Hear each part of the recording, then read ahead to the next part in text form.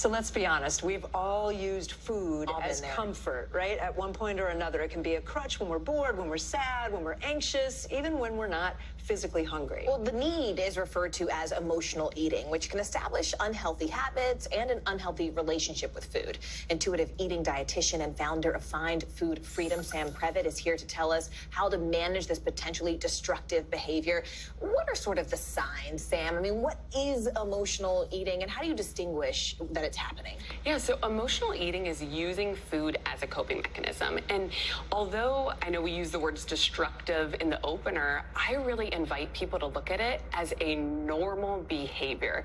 We all here probably have done it at some point. Sure. Last night, I think. Right? That's called being human. So I like to use the analogy of you pick up a rug, you brush the emotion under the rug that you don't want to feel, and you turn to food to help you cope in that situation. But how dangerous can it be if you make a habit out of it? So it's normal, but if you do it over and over and over, what happens? It's a great question. So during COVID, for example, I had a lot of clients that were coming to me with emotional eating because they were stuck indoors and they didn't have other coping mechanisms. So my job is to really help people build a toolbox of healthy coping mechanisms in addition to food. So we don't need to shame ourselves or guilt ourselves if we do use food, but figuring out some other things that can be helpful too.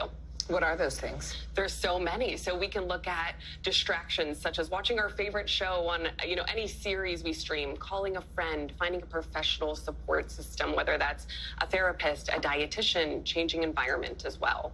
And how do you know if it is behavior problem, like a problem behavior? How do you know if you're at that point where you really need to get control? If you feel like food is your only source of comfort, it's your only coping mechanism, and you're doing it in private and feel a lot of guilt and shame about it, and also feel physically uncomfortable to a place of you just stomach pains, constant, you really, really need support there. For the people who you have sort of coached out of this habit, what did they say was the number one thing that helped them?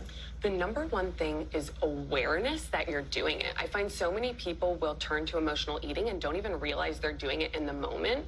So to create awareness in your body, to be really comfortable and recognize that it's happening is that first step. So then once we have that awareness, we can start to move away from it. I'm gonna be honest, like at night is my problem. Like Same. late at night when I guess I'm probably tired, maybe I'm bored, that's when I go looking for the chocolate.